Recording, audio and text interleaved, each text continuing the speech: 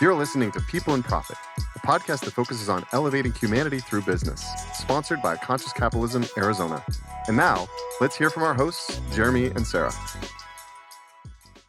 Hello, and thank you for joining us today. This is a very unique episode.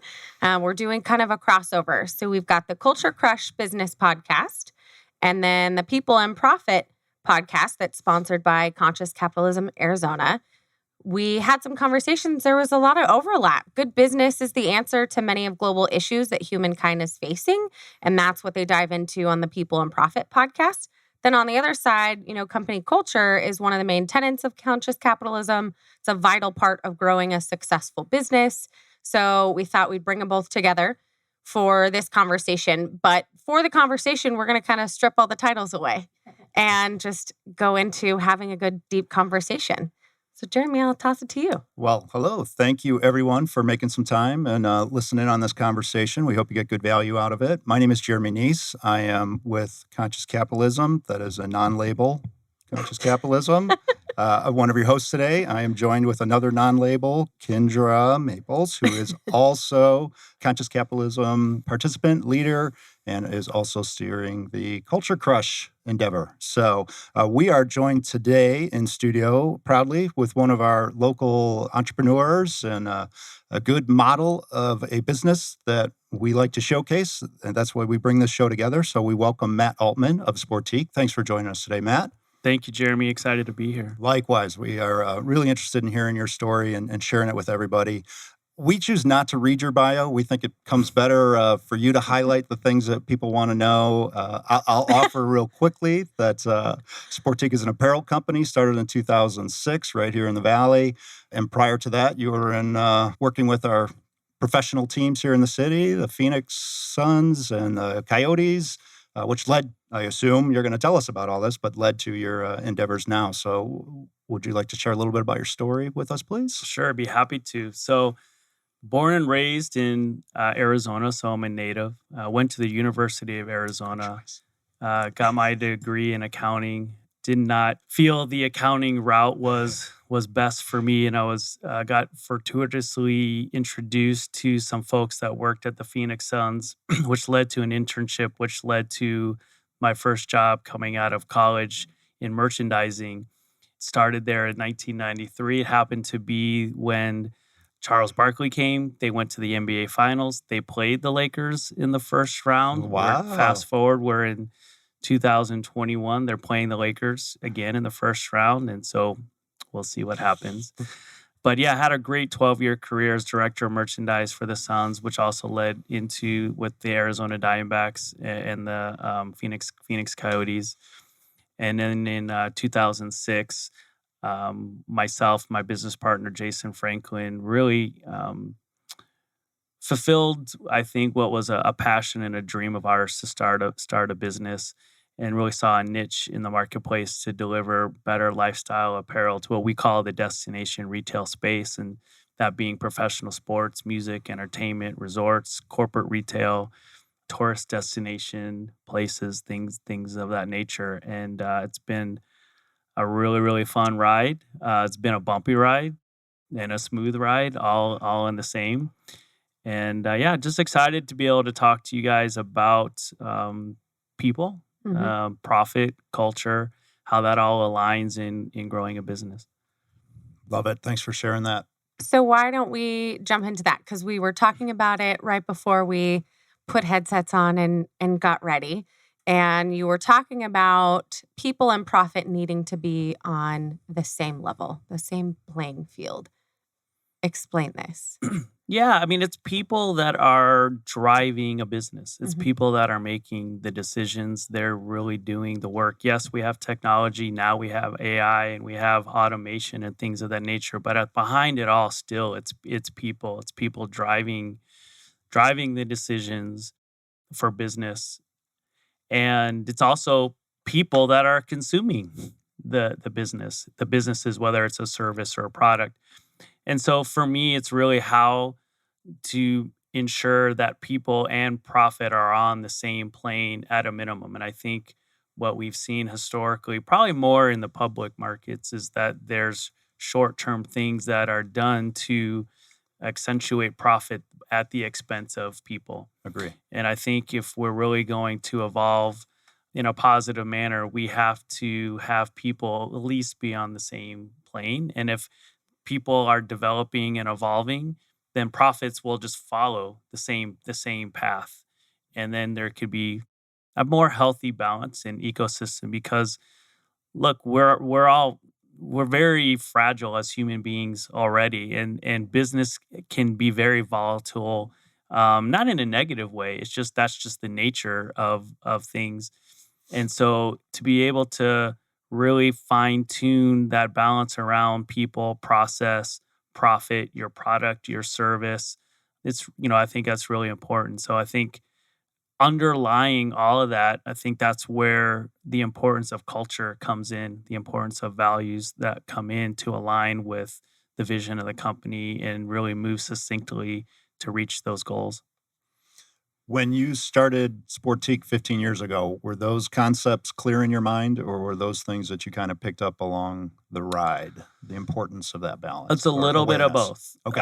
I think in starting Sportiqe, there was, obviously the vision around the product, but I also feel there was this notion to be able to create a business that can be reflective of how you would like the world to be, so to speak. And that's, I can control or we can control what that culture is like. I can't control what it is for the rest of the world.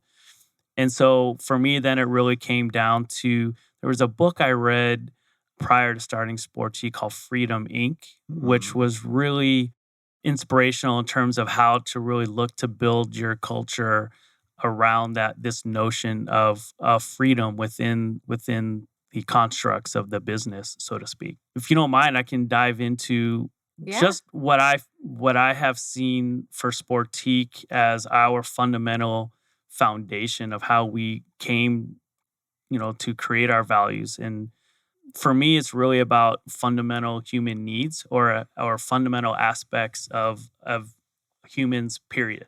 Right. So there's 4 things that I'll share. The first one is we have on some level this desire for freedom and independence.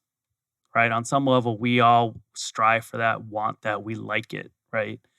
But converse to that, we also have the same need and dependence for community, family, teamwork, right? And so how to really blend those 2 needs to work, to allow someone to be themselves, to allow them to utilize their gifts, talents, and strengths and connect with a team or a business and a culture that can support them and they can support the entity, right? And then I think there's harmony there. So alignment is obviously really important, but knowing yourself is important. But then also when I say knowing yourself, I also mean the business, right? So when you're starting the business, like it's just get the product made, get it to the customer and see what do we even have anything, right? Correct. Yeah. Before, because it wasn't until a year and a half we had our first employee.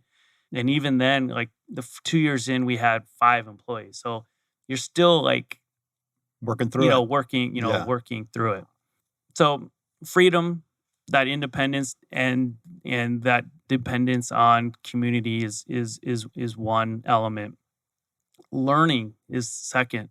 I think learning gets under valued, so to speak. I think it is fundamentally why we're here. There's from the moment we're born to that last breath, learning on some level is taking place, whether we like it or not. And what I've learned and what I've shared is life will have painful ways to teach you if you're not really embracing, learning. And so how to bring that into our values, how bring that into our culture, that learning is really a part of growing, right? And really how we embrace failure, right? Because when we were kids, one of the biggest things that we did, we failed at, and that was learning to walk, right? So so we don't remember how many times we fell. We just kept trying to get back up, right? And so how to really take that same approach in how we look to grow, whether it's in a process, in our products, things of that nature. Third one is really around how we want to be treated. We want to be respected. We want to be appreciated. Hmm. We want to be recognized. No one likes to be treated bad, and no one, and frankly, like, we always think about, okay, our self-fulfilling needs, but that might have just hurt somebody, right?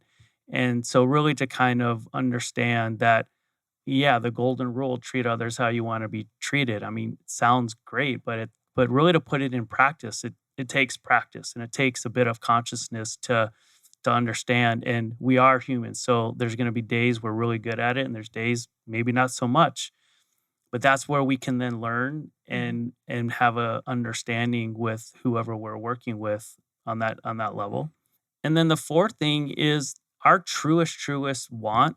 If I was to ask you what you really want, kind of, peeled back the onion and really distilled what that is, or at least why, it's to be happy. Hmm. We want to feel good. We want to be happy. And so so those were kind of the ingredients in that, we have, to then how we then created our values of teamwork, evolve, which is really about having a growth and learning mindset, can do, which is really about having a can do attitude, integrity, fun, which really represents that feel good, like that, truest want we have, and then respect, Hmm. that we are really, treating each other how we'd want to be, treated. And going back to the people and the profit piece, one of the things that I really say is, first and foremost, we're human beings. Hmm. You're a human being. I'm a human being.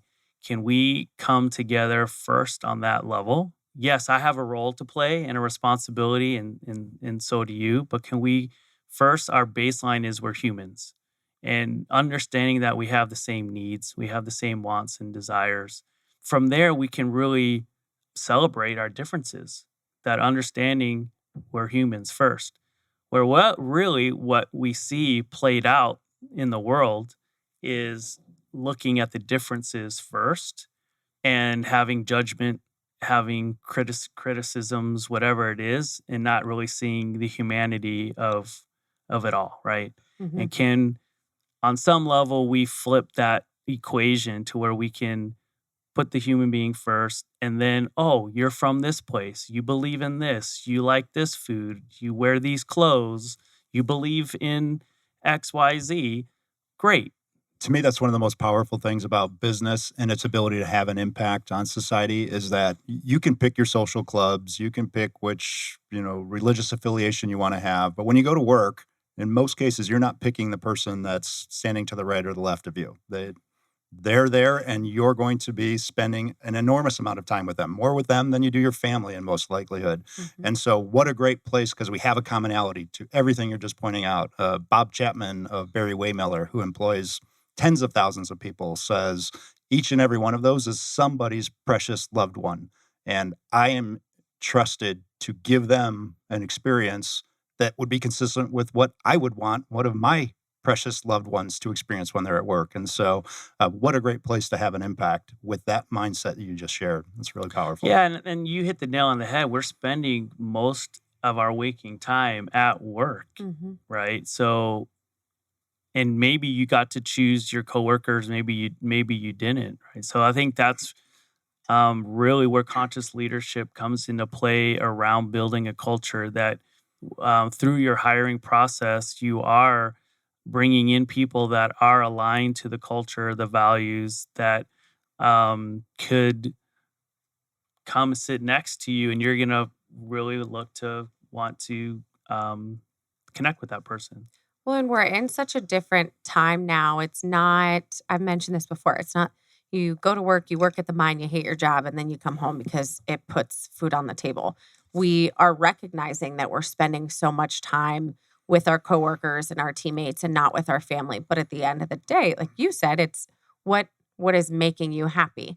So then you're in this role of growing this business that recognizes people as being humans, making sure you're bringing them on so then they all connect at that same level, right? So you mentioned onboarding. What does that process look like as far as for you when you're really trying to find the right people that agree with the same values, that fit with this company, view of these values that connect at a human level? Like, what does all of that look like for you guys when you're bringing new people on?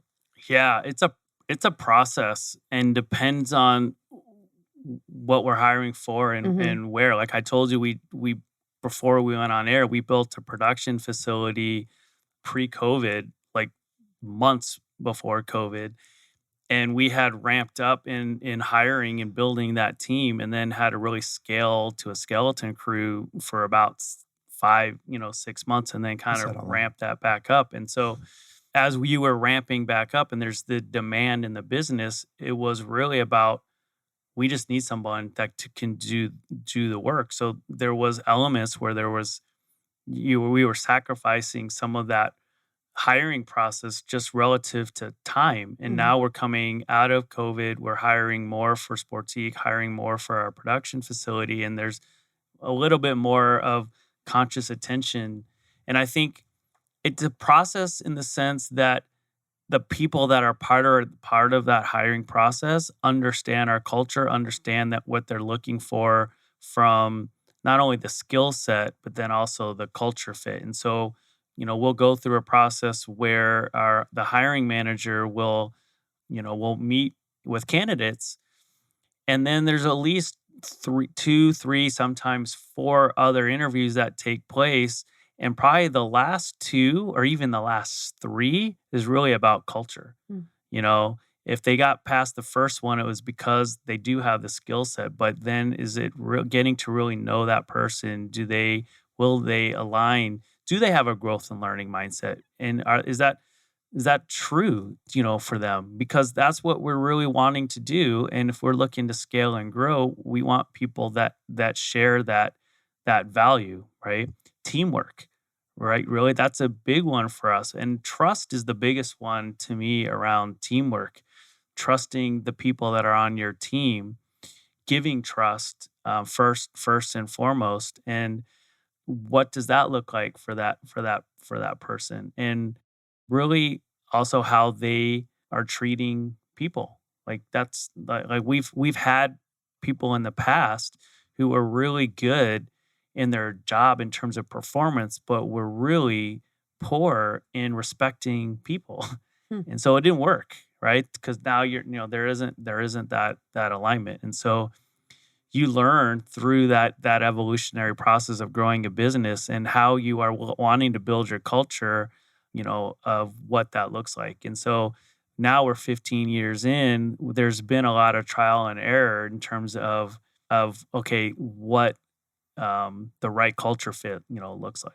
I'm curious more on that topic because I agree with all the ideals you laid out, but when you get to the how do you actually foster an environment where people feel that they can speak freely and that you can have this trust dynamic that you're speaking of. And I would imagine some of the roles in your organization you might have to get creative in how you help them continue to learn and grow and find happiness. And what might be they're not necessarily out developing the next marketing campaign. They're producing shirts and other apparel, right? So how do you actually go about doing that? What does that look like? Well, I'll tell you kind of historically, and then I'll tell you actually an example what's actually of conversations that are taking place, That'd be great. right now. So historically, we created these values, but they were just words at that point, right? Mm-hmm. So Mhm. now it has to be communicated, it has to be shared. And honestly, the values are really about how are you looking to create behaviors that you're wanting within the constructs of your family or your business or your community, right? Because even your family has a culture on some level, Agreed. consciously or unconsciously.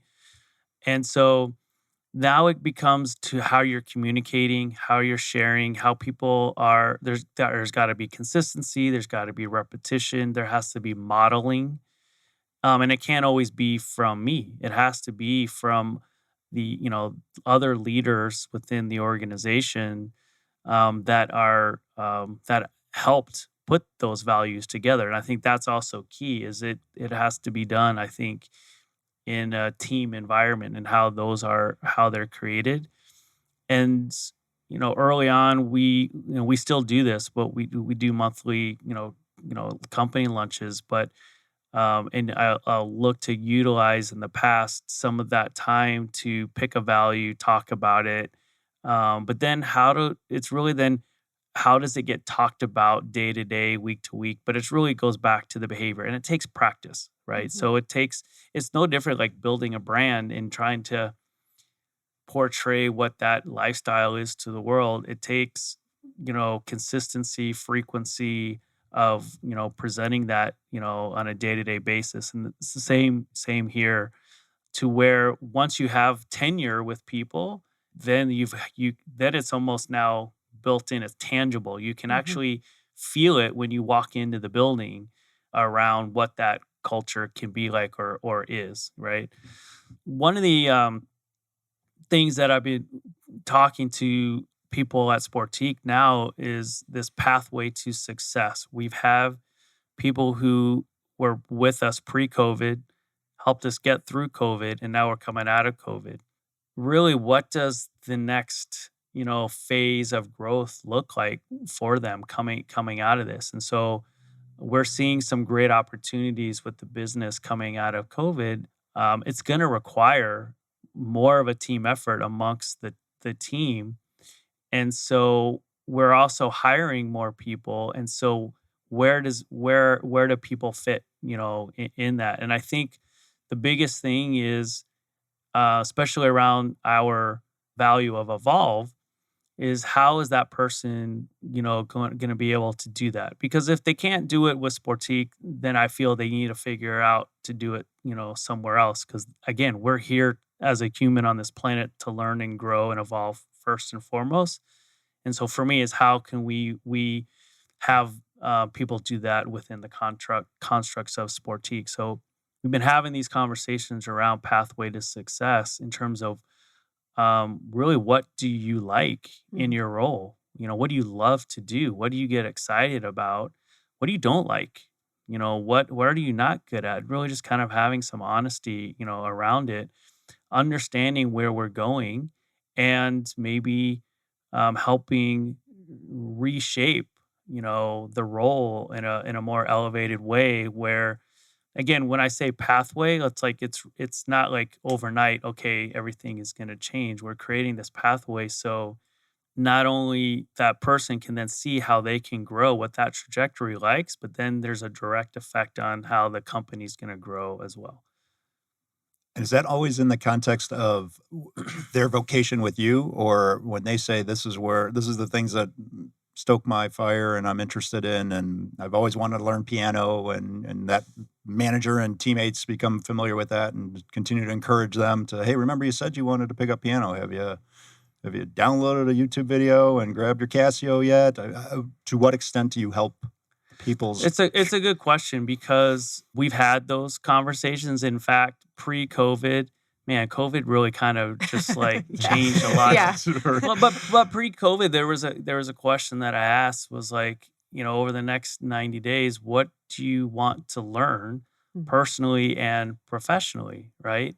And it was meant to just so someone can just share that and put it out there, and see if there's just natural accountability just in sharing, right? So one of mine was I wanted to learn VR. Just I'm not very technically gifted, and there's so much happening in that space. I really wanted to learn it. So there was someone that wanted to learn to play the piano, and or at least get back to playing the piano.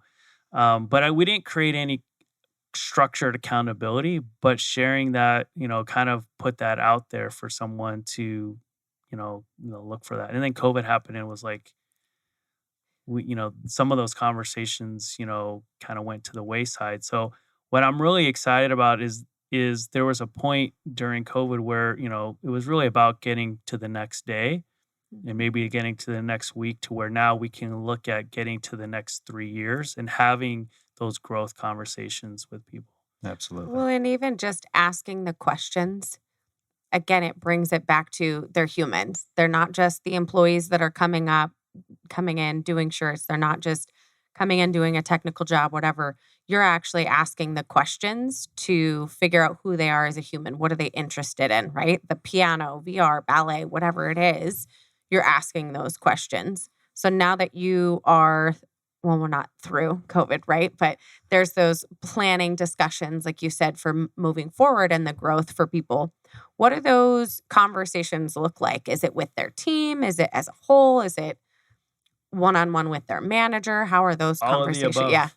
Yeah, it's all of the above. It could be with me and their manager. It could just be one-on-one with me. It could be a conversation that they had with their coworkers that I have no knowledge of. Mhm. It could be actually getting together outside of work, and now that we can, kind of safely do that. Yeah, it's all of the above, and really how to be able to encourage that kind of team atmosphere, family atmosphere that doesn't have to always be driven by the top down, right? Mhm. So Even arguably more powerful if it's driven sideways and sometimes bottom up, right? That means it's really been internalized into your organization and it's making its impact.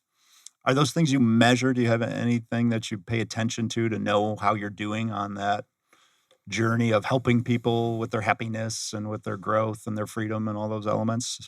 Was it gut? yeah, it's a great question because I'll answer it in a kind of a roundabout way because we could measure, and this is I think the rub, right, with culture, and is in looking at the performance of the business, you have financials and you got numbers and you can see, you know, Pretty sales objective. revenue, margin, you can see what your expenses, you can actually put your finger, on it, right? What the challenge that I'm putting upon, myself and the company is if we're going to be growing in revenue and from a financial standpoint, how are we growing the culture too?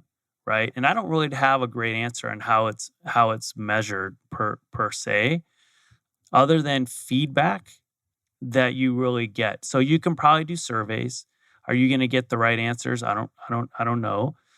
But I think, I know there's some companies out there that have like a culture, index, but it takes frequent, I think, surveys, questioning to get a pulse of how people are feeling and perform, and at going to work. Because one day you can just have a bad day or a bad week. You didn't like Absolutely. what happened, or maybe your supervisor or coworker did something that you didn't like, and then it gets resolved the next week, and you're like, wow, like I really like it here. But that happens too in sales month to month. Your sales maybe did great, or maybe it didn't do great then the following month.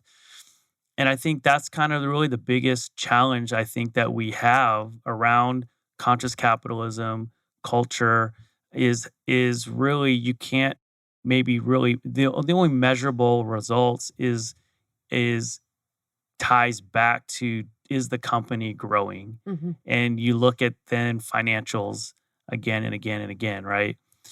So I think it's a tough one, and I would like to figure it out on some level because it's a very interesting thing. I personally feel each person on the face of this earth is responsible for their own happiness, Pretty right? simple So formula. I can do whatever I can do to help an environment, but it's still up to that person to plug into whatever they want to plug in to, be happy, Mhm. you know.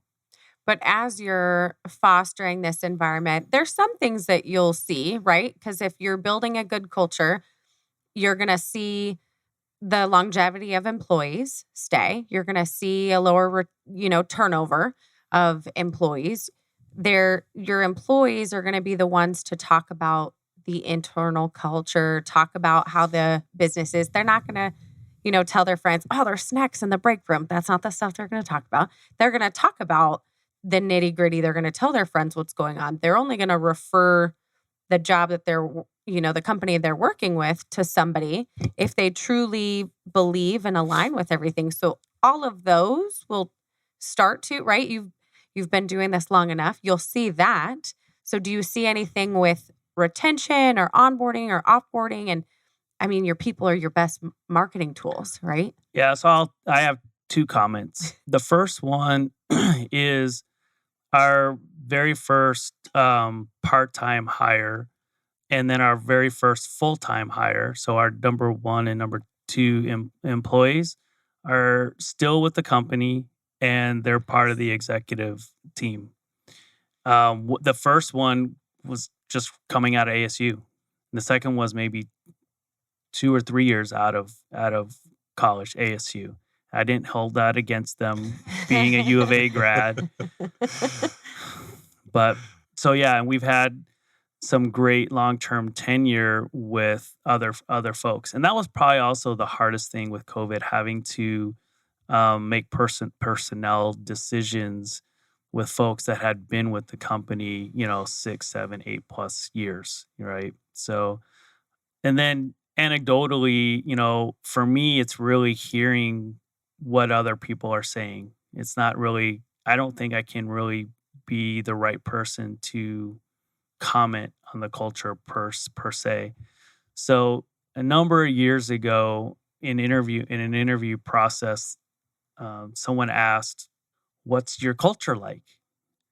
If you can distill it to one thing, what would you say it? And so I turned to the person who's on our team, and I looked at her to answer the question, and she said it's like a locker room, and it was by far the last thing I was expecting her to say. Yeah, because I'm like, I didn't set forth to create a Stinky locker air. room. Yeah, Yeah, a right. locker Smelly room. Yeah. socks. A locker room culture. So I was like really perplexed by the answer. So after that interview ended, I just politely asked her. I said, "I don't understand Tell me more the about locker that. room." And she's like, "What do you mean?" I'm like, "Yeah, I didn't get it." And she's like, and so she knew about professional sports, and obviously I was involved in professional sports, and so she equated it to that locker room, especially in professional sports, where it's a safe place. That is where the athlete can go and be themselves and be free and just be safe. They can say whatever they want to say. They can be who they want to be. And I was like, okay, that's what we were trying to create. And I remember being in the locker room, whether it was in the Diamondbacks or the Suns, and you would see that. You'd see the playfulness. You'd see the guys really just being authentic. And then the media would walk in, and it was tenor changes. It was yep. And so it was very similar to people would come from the outside. Maybe it was a vendor, or maybe it was even a customer, and whatever was happening at Sportiqe, they walk in, and then it would kind of everyone would kind of be buttoned up. But I was like, okay, but to me, that was the whole thing, was really about going back to Freedom Inc. was really creating a place where you can really be free, so to speak. And then what's so funny is we still do work with a number of athletes, and it was springtime, and there were a number of NFL players who were getting ready for the draft. Well, they were football players getting ready for the NFL draft. They were training out here. They came to Sportiqe. There's probably at least 6, 7 guys that came in to get some Sportiqe clothes, and they're in our office, and they're taking off their shirts, putting on Sportiqe hoodies. It was like they're all trying on the clothes. And so, the person who said locker room, she just kind of nudged me. She's like, "See, locker room, there it is." Yeah. Oh, that's awesome. I love that, because I asked that question on a lot of the shows. I say, if you could wrap up your culture into one word, what would it be? So that's probably the most unique one. I was just about to say there can't be many of those. Nobody said locker room before. So, well, what's funny is in our current space, we have when you come into the office, we have a display, kind of showroom looking area, and then when you get past that, it's an open like space where there's about 6 desks, and that's where the sales area is. And that area is actually called the gutter, which is hilarious and it really came because just what people were just saying, just whether it was a joke, whether it was a funny comment, it was just like, so that's Snails and turtles. yes, something like that. Right. That's funny. Well, and that's a testament. We talk about maybe you don't have a spreadsheet measuring numbers, but the fact that the environment has named a piece of real estate the gutter is right. demonstrative of the fact and that those are things that you're have to creating the happen culture. organically. Correct. Right? I can't. Yeah, you can't put I a can't. sticker on the wall and say, I everybody can't call this create the it. gutter from now on. And Right. what's cool is as you hire more people, they can put an imprint. They are going to put an imprint on the culture, which to me is the really biggest challenge I feel, and how we're going to, in terms of our next phase of growth, and how we are bringing people on where you've got people, again, I'll go to that pre-COVID, and then you have new people, and how you're fusing and really taking the culture. Because I feel like the culture is going to go to another level because of just what's happening. But we had someone that started with us probably about 4 or 5 years ago. We were going to have a holiday, party, really nice dinner, kind of celebrate the year. And, she's like, "Oh, what do you guys do there? And do you guys do a talent show or anything?" Like, it was just a really nice dinner. We didn't do anything. And so a couple of folks who heard talent show, they're like, great idea. Like, yes, we're going to do a talent show. You're going to be the first. That's right. Yes. And so now it's it's been, now it's like a staple, and we're all looking forward to the next one, that we can participate Right. together in Be the live. same space, because each one has outdone the next. But yeah, Just that keeps came leveling from up. someone new That's so giving fun. an idea that was like, yeah, let's do that. Yeah. Well, and that Spark poor caught fire. person who didn't know Yeah. that they were.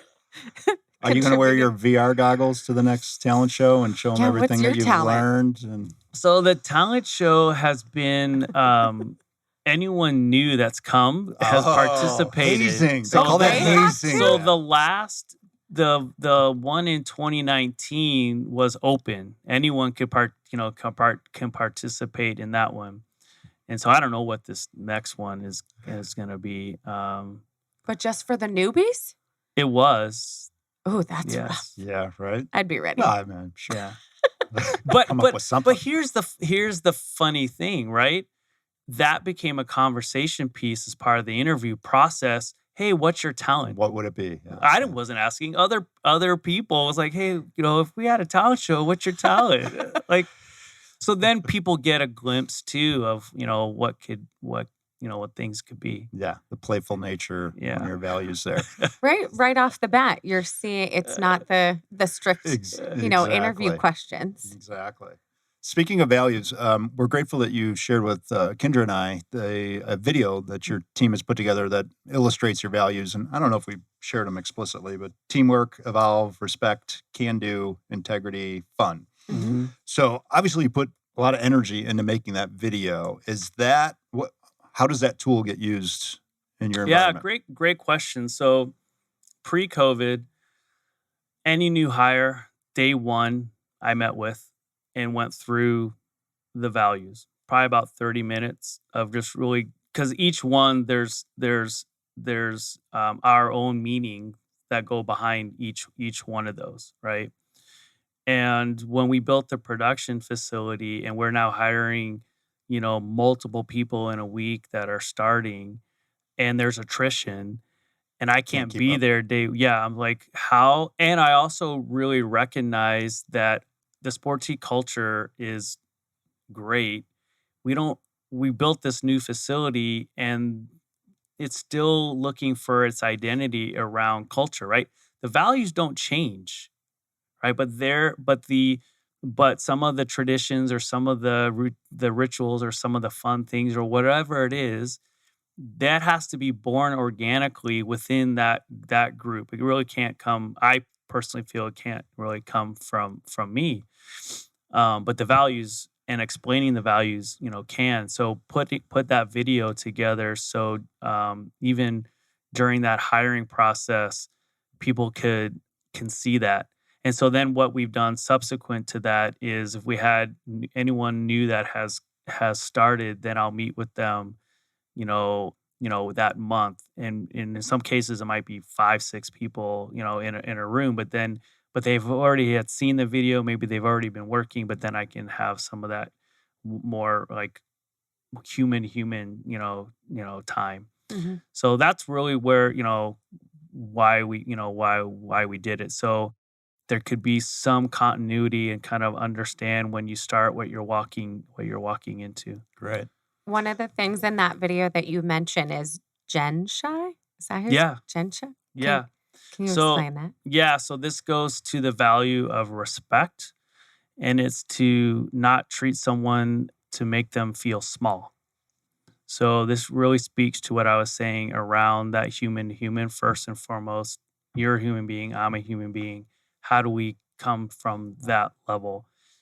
And no one wants to be felt that way. No one likes to feel small or feel belittled or things of that nature. And so really to kind of shine that light in that value.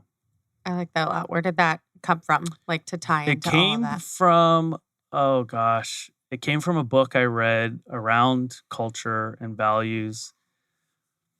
I'll have to get back to you on it so you can put it in the notes. You know I'm gonna want so to know. you can put it My in list so of you can books. put it in the notes.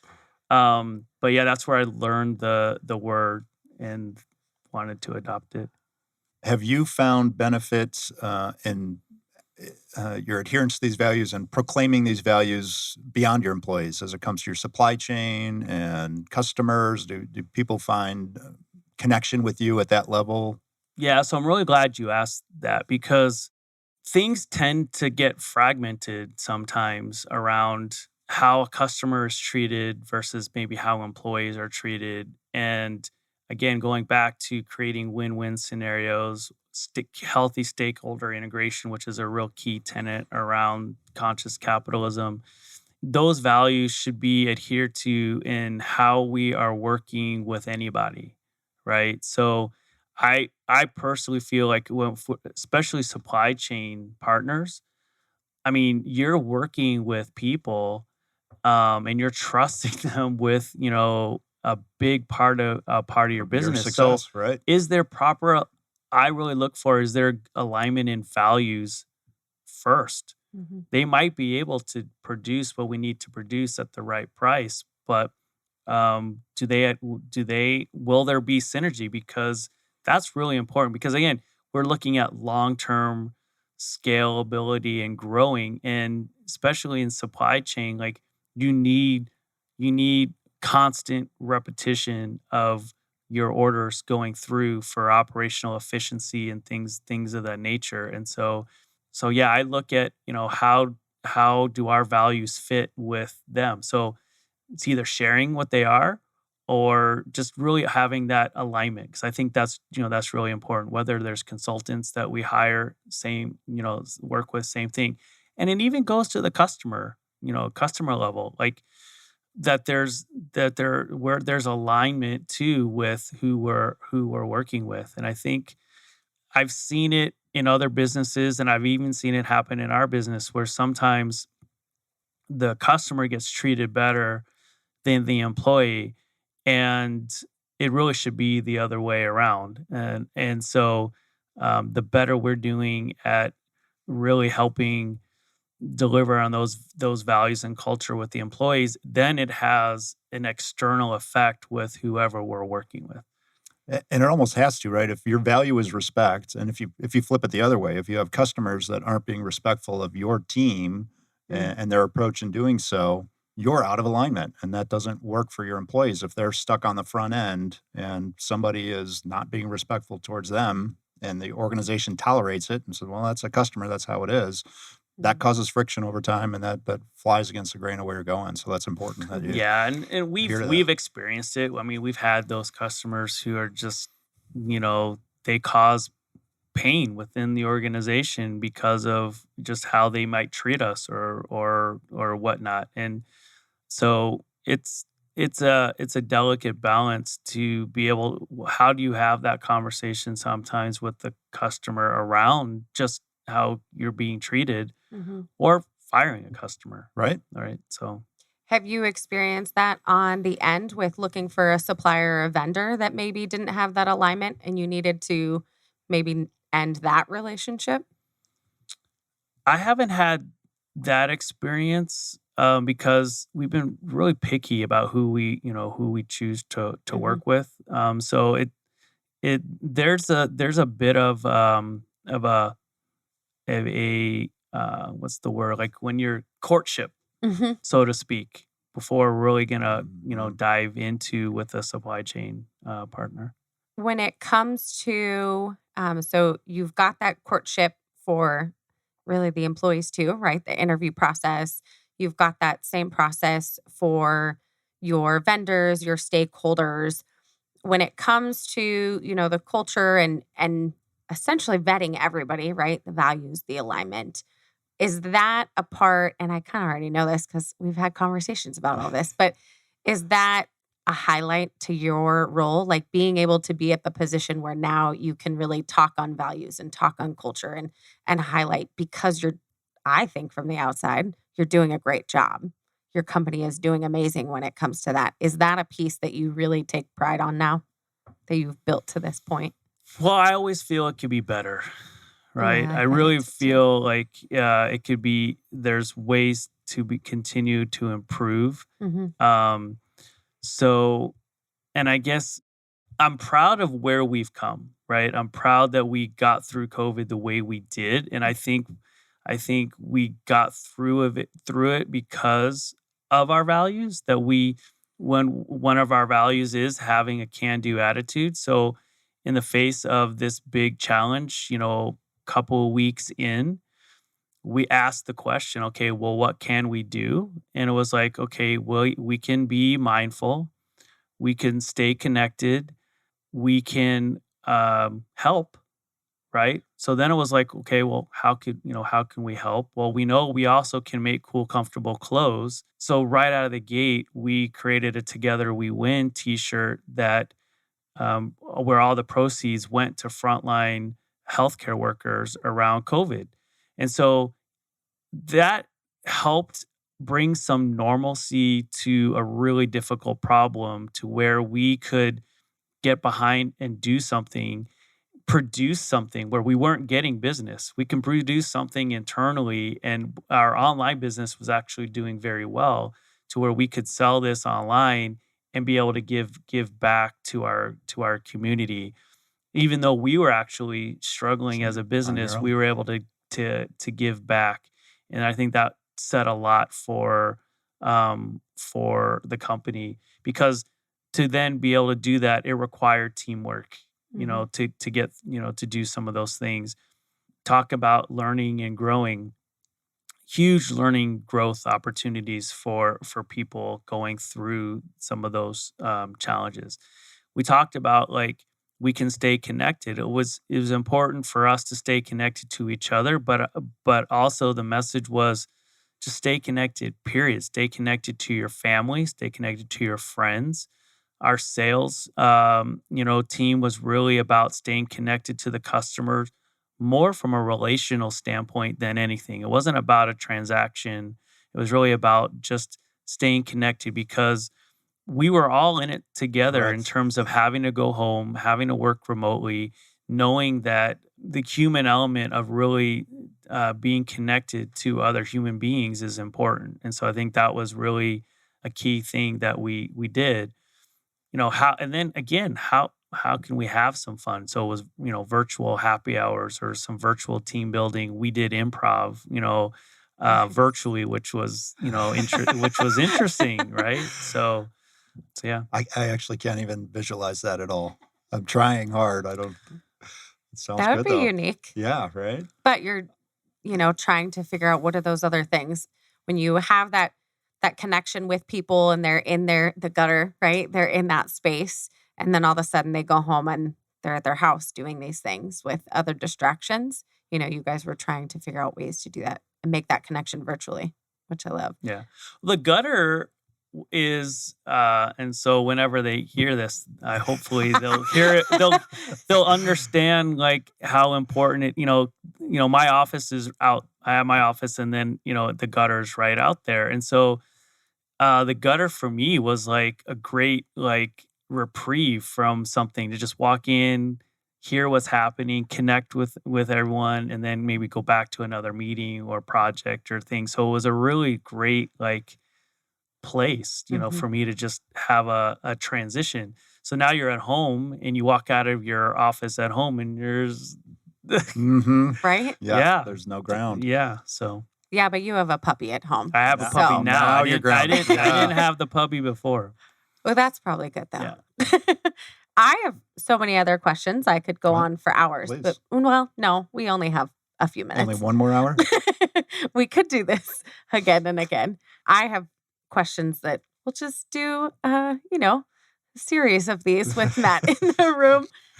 Jeremy, I want to give you the chance if you have last questions for Matt, and then to give Matt the opportunity to give any of his last thoughts, because we are coming to the end of an hour, which is I don't think I have amazing. any questions that we could clip through in brief moments. Right? So if you have some of those rapid fires, I bow to you. I don't. I always ask that I can try and give a rapid fire answer, but apparently I'm long-winded by understanding we're up against a time block. Well, and you already answered the question, that I like to ask, the one word question with locker room. And I love that. So do you have any final thoughts or ideas that you would like to share in what we like to think is a safe space here? That's Yeah, right. there's people listening, but Well, first of all, I really am grateful that you had me on, that you thought enough to allow me to come talk and share, what I'm sharing. I think there's a great opportunity through the work you guys are doing, through the work Conscious Capitalism is doing to really elevate humanity through business on whatever that level is. And I think that's really what's needed, because again, we're spending most of our waking hour at work. And how can business be used as a vehicle for good for people that it doesn't need to be relied upon by, the governments or things of that nature, that business can play a really vital role, because that's really the grassroots. That's where it where happens. yeah, people, that's where it's happening. And so again, I go back to those fundamental human needs. Like those are just real. Like whether you're at work or not, like learning in your life is part of your journey here. You wanting to be happy, it's part of your deepest desire, right? And we can't do this on our own. As much as we want to be independent, we are dependent on humans to get through this journey on some level, whether it was our parents, whether it's a teacher, whether it's the person that delivered, your food, so you can eat, or the farmers that, grew the food. Like we're dependent so much on things outside of ourselves, as much as we also want to be independent, right? So Thank you for saying that. And I can flip that same coin back to you on the appreciation of sharing your story and showing up in the workplace and the marketplace the way you do, because specifically to conscious capitalism, some people will be turned off by either one of those two words and won't even give it a chance because, that's too touchy-feely. Work is doing business is ugly and it gets messy. And, it's all great to have those pie-in-the-sky thoughts, but when rubber hits the road, those are quick to fly out the window. And your organization is 15-year demonstration of quite the contrary, that not only can you survive and sustain with these principles, but you can actually thrive and grow and become the model. So thank you for allowing us to hear some of the way that you operate and modeling that, and continued success to you on that. thank you. And then as we wrap up, if listeners are wanting to reach you or Sportiqe or connect, what is the best way that they should do that? Yeah, if people want to reach me, probably LinkedIn is probably the best way to reach out to me. Sportiqe.com is a great place to check out, what we're doing as a brand. Sportiqe.com, no U after the Q. We're on Instagram, we're on Facebook, we're on LinkedIn, Pinterest. We're doing some really exciting things right now with our B2B clients and really also growing our lifestyle brand. So I really, our tagline is Roam in Comfort. We really feel no matter where you are in life, you deserve to be comfortable. That goes back to that we want to feel good. We want to be happy. And we want to do things in life. We want to go places. We want to experience things. And so really, our brand is really about be who you want to be, go where you want to go after your dreams, and just, do it in comfort, right? That doesn't mean we shy away from the uncomfortable situations. No, it's just, but at the end of the day, when you got to put your head down on your pillow, like you want to be comfortable, right? So yeah. It's fantastic. Awesome. Well, thank you. And on behalf of, both sides, Culture Crush and People and Profit with Conscious Capitalism Arizona, this conversation, was a little bit about everything. People, profit, humans, treating humans as humans. But then at the end of the day, it's all about doing good for people. And then there's some profit in there as well. So on behalf Fuel that makes it all go. Yeah. So on behalf of, all the different angles today, we appreciate everyone for listening. Thank you. Thank you for listening to People and Profit, where we showcase the businesses that are elevating humanity through their work, right here in Arizona. Learn more about us at ccarizona.org.